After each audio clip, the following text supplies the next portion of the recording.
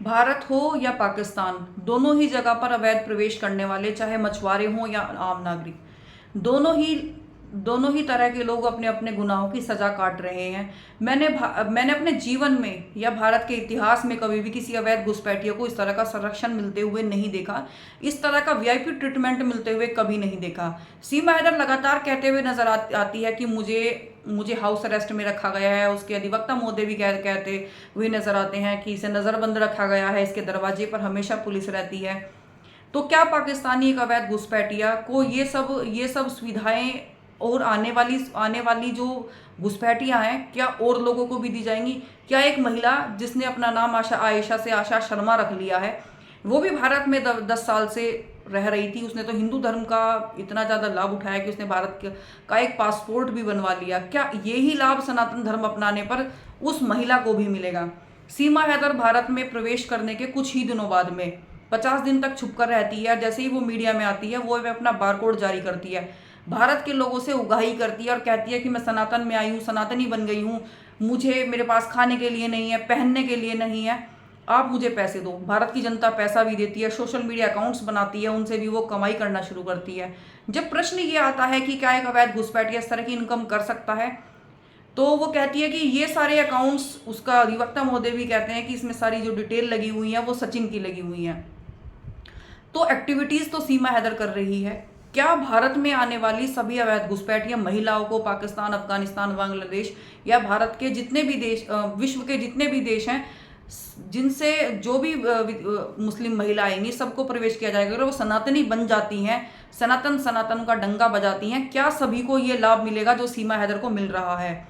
एक अवैध घुसपैठी महिला को नेशनल मीडिया पर बिठाकर वर्ल्ड कप, चंद्रयान और धर्म परिवर्तन पर लेकर उसकी राय ली जाती है। ये कहाँ तक उचित है? ये बड़ा सोचने समझने का विषय है। ज़्यादातर लोग सोचते हैं कि जनता बेवकूफ़ है, जनता बेवकूफ़ है, कानून का नहीं पता है। लोग हर एक चीज़ देखते हैं, हर एक पॉइंट समझते हैं। सभी को पता है कि किस तरह से कानून की धज्जियां उड़ाई जा रही हैं। मोमिन मलिक द्वारा दिया गया कोई भी स्टेटमेंट को उनके अधिवक्ता महोदय कहते हैं कि ये अनपार्लियामेंट्री लैंग्वेज का प्रयोग करते हैं। लेकिन जबकि सीमा हैदर खुद मोमिन मलिक के निजी जीवन में चल रहे मुकदमों को सोशल अपने यूट्यूब चैनल पर बैठकर पढ़ती है, उन्हें हलाला का पैसा वसूल करने वाला बताती है और उन्हें लगातार उन पर इल्ज़ाम लगाती है। और उनके निजी मुकदमे सीमा हैदर तक किस तरह से पहुंचे? यदि मोमिन मलिक के निजी मुकदमे सीमा हैदर तक पहुंच सकते हैं, तो भारत की क्या सूचना या क्या जानकारी ऐसी है जिसे सीमा हैदर हासिल नहीं कर सकती है? सीमा का भाई पाकिस्तानी आर्मी में है, चाचा पाकिस्तानी आर्मी में था। कुछ भी मुश्किल नहीं है जिस तरह से सीमा हैदर तक सारे कागज पहुंच रहे हैं। 7 जुलाई को सीमा हैदर को जमानत दी जाती है, सीमा वाइफ ऑफ गुलाम हैदर के नाम से, और 12 मार्च को उसकी शादी पुलिस सुरक्षा में और भारतीय मीडिया के समक्ष करा दी जाती है। क्या एक शादीशुदा महिला जिसे कि नज़रबंद की स्थिति में रखा गया है, शादीशुदा होते हुए उसकी शादी करा देना संभव है? उसके 4 नाबालिग बच्चे जिन्होंने प्रवेश भारत में अपने पिता के नाम के साथ किया है, फरहान सन ऑफ गुलाम हैदर या फिर अन्य जो बच्चे हैं अपने पिता के नाम के साथ जिन्होंने भारत में प्रवेश किया है, क्या उन्हें उनके पिता की अनुमति के बिना हिंदू धर्म प्रैक्टिस कराना उचित है? 15 अगस्त को भारत का स्वतंत्रता दिवस होता है, 14 अगस्त को पाकिस्तान का स्वतंत्रता दिवस होता है। लगभग उसी महीने में, उन्हीं दिनों में किसी भी भारतीय अधिवक्ता द्वारा पाकिस्तान बोलकर उसके बच्चों द्वारा मुर्दाबाद बुलवाया जाना, क्या ये अनपार्लियामेंट्री लैंग्वेज नहीं है? क्या ये एडवोकेट एक्ट के अंतर्गत आता है कि किसी भी अधिवक्ता का किसी अवैध घुसपैठ महिला, भले ही वो उसकी क्लाइंट क्यों ना हो, के घर जाना और किसी मुल्क की खिलाफत में नारे लगवाना? सरकार क्यों नहीं इसका संज्ञान लेती? क्यों छोटे छोटे मामलों पर बड़े बड़े चीजें हो जाती हैं, बुलडोजर तक चलवा दिए जाते हैं, लेकिन सरकार इस मामले का क्यों स्वतः संज्ञान नहीं लेती, जबकि मामला 2 देशों से जुड़ा हुआ है? कानून की जो धज्जियां सीमा हैदर मामले में उड़ रही हैं वो किसी से छिपी नहीं है। भारत एक धर्मनिरपेक्ष देश है, यहाँ सभी धर्मों के लोग रहते हैं, यहाँ सभी धर्मों के लोगों को समान अधिकार दिया गया है। तब भी सीमा हैदर सनातन सनातन सनातन करते हुए नजर आती है, और मुस्लिम लोगों को जिन्हें भारत में बराबर का अधिकार दिया गया है, मुस्लिम लोगों को मुल्ले, कटवे, जिहादी बोलती हुई नजर आती है। मुस्लिमों का पवित्र धार्मिक स्थल, वहां के बारे में टिप्पणी करती हुई नजर आती है। तो कहां तक ये उचित है? लोग सोचते हैं, कुछ लोग जो ये लहर फैलाते हैं देश में कि वो सनातनी बनी है, उसे इस तरह से संरक्षण दिया जाएगा। सीमा हैदर खुद एक चैनल पर आकर कहती है कि ये लोग बोलते हैं, बोलने दीजिए, भले ही मैंने भारत में अवैध रूप से प्रवेश किया है, लेकिन मैंने सनातन अपनाया है, मेरे सिर पर बड़े बड़े लोगों का हाथ है, मुझे कहीं नहीं भेजा जाएगा।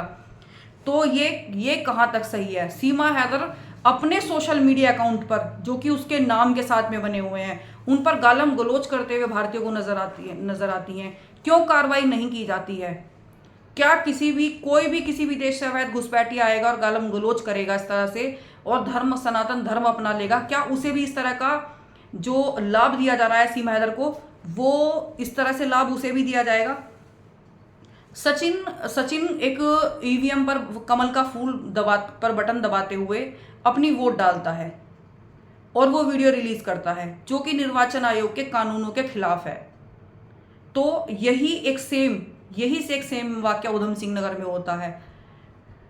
उस लड़के को गिरफ्तार कर लिया जाता है, उधम सिंह नगर वाले को, हालांकि थोड़ी देर बाद उसे छोड़ दिया जाता है, लेकिन सचिन को कुछ नहीं कहा जाता। क्या वर्तमान सरकार का समर्थन करना, धर्म परिवर्तन कर लेना इतना बड़ा आधार है कि आप कानून को भी दरकिनार कर देंगे, कानून की भी धज्जियां उड़ा देंगे? हामिद अंसारी ने भी सेम यही किया था, अफगानिस्तान के रास्ते पाकिस्तान में प्रवेश किया था, लेकिन 6 वर्षों तक उसे जो सबक मिला, वो सबक हर एक अवैध घुसपैठिया को मिलना चाहिए, जिससे वो किसी भी देश के कानून को तोड़ने से पहले 100 बार सोचे। सीमा हैदर को जिस तरह का संरक्षण भारत में मिल रहा है धर्म के आधार पर, यह किसी से छिपा नहीं है। क्या धर्म के आधार पर सभी देशों में इस तरह से अगर संरक्षण लोगों को मिलने लगे, अगर इस तरह का वीआईपी ट्रीटमेंट सबको मिलने लगी कि आपने धर्म परिवर्तन इस देश के जो मेजोरिटी में पॉपुलेशन है आपने वहां के अकॉर्डिंग कर लिया है, तो आपको यही सब ट्रीटमेंट मिलेगा, तो फिर कानून की क्या जरूरत रह गई है?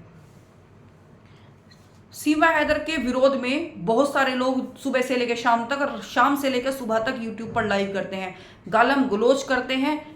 3 बार तो एफआईआर भी हो चुकी है। सीमा हैदर के समर्थन में बहुत सारे लोग यूट्यूब पर चीख रहे होते हैं और कहते हैं कि सीमा हैदर ने धर्म परिवर्तन किया है, मुस्लिम से हिंदू बनी है, इसका लाभ इसे भारत में मिलेगा, इसलिए इसे भारत में शरण मिल जाएगी, भारत में नागरिकता मिल जाएगी, जो कि अनकॉन्स्टिट्यूशनल है। सारी बातें जितनी भी लोग ये कहते हैं ये सब अनकॉन्स्टिट्यूशनल है। देखो, सीमा हैदर का चाचा पाकिस्तानी आर्मी में, भाई पाकिस्तानी आर्मी में, सीमा हैदर से लगातार इतने सारे लोग मिलने आते हैं, किसी की कोई जांच नहीं होती है, कौन कहाँ से आया है, क्यों आया है। वो पाकिस्तान में कोई सूचना पहुंचा भी सकती है, वहां से कोई सूचना मंगा भी सकती है। जब वो मोमिन मलिक के निजी जीवन में चल रहे मुकदमों को मंगाकर अपने अधिवक्ता मोदी के सहयोग से मंगाए, कैसे मंगाए ये मैं नहीं जानती, लेकिन वो पढ़ सकती है, तो वो भारत की क्या जानकारी हासिल नहीं कर सकती? 4 नाबालिग बच्चे जिन्हें उनके पिता की अनुमति के बिना हिंदू धर्म प्रैक्टिस कराया जा रहा है, ये कहाँ तक उचित है? नजरबंदी की स्थिति में कोर्ट जाना, मेडिकल जैसी बिल्कुल जो जरूरी सुविधाएं हैं, इस तरह के कानून आते हैं, लेकिन जिस तरह की एक्टिविटीज वो सोशल मीडिया पर करती है, लगातार बैठकर अन्य जो धर्म है उनके लोगों को टारगेट करती है और सनातन को सर्वोपरि मानती है, कहीं ना कहीं ये अवैध घुसपैठ जो है उसको चुनौती देता है कि अगर भारत में आप अवैध प्रवेश करेंगे और सनातन धर्म अपना लेंगे तो आपको इस तरह का लाभ मिलेगा। तो मेरी जो नज़र में इस तरह का जो ये लाभ सीमा हैदर ले रही है, कहीं ना कहीं ये बहुत ही दुखदाई है और इस तरह का लाभ किसी को नहीं मिलना चाहिए। अगर इस तरह का लाभ भारत में मिलने लगा है धर्म के आधार पर, तो ये बुलडोजर वाली कार्रवाई क्यों? लगातार भारत में बहुत सारे लोग ऐसे कहते हुए नजर आते हैं कि मुस्लिमों पर बुलडोजर लगता है, हिंदुओं पर नहीं चलता, जबकि हिंदुओं के घरों पर भी बुलडोजर चलता है, मुस्लिमों के घर पर भी बुलडोजर चलता है। कानून सबके लिए समान है।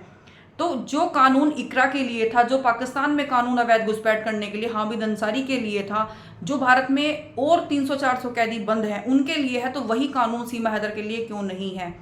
उसे क्यों भारत में लाइमलाइट करके और इस तरह से सोशल मीडिया हैंडल से वो कमाई कर रही है, क्यों इस तरह से रखा गया है? ये मेरा सबसे बड़ा प्रश्न है। धन्यवाद। जय हिंद, जय भारत।